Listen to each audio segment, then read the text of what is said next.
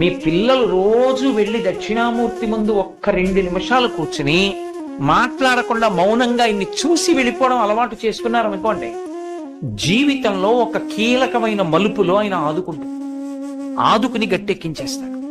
దక్షిణామూర్తి దక్షిణామూర్తే పది.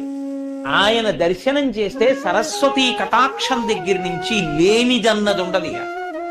ఏదైనా ఇచ్చేస్తాడు ఆయన.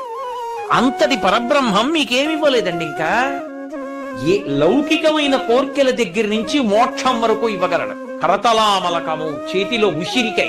దక్షిణామూర్తి స్తోత్రం చదువుకుంటే గురుగ్రహం శక్తి పొందేస్తుంది. రోజు ఒకసారి దక్షిణామూర్తి స్తోత్రం చదివారనుకోండి చాలు, అంతే. ఆడవనివ్వండి, మగనివ్వండి, పిల్లలవనివ్వండి, ప్రయోజకులు అవుతారు, చక్కగా ఉంటారు. ఏమి పెద్ద ఇబ్బంది పడిపోయి భయంకరమైన స్థితిలోకి వెళ్ళిపోకుండా కాపాడుతుంది దక్షిణామూర్తి స్తోత్రం.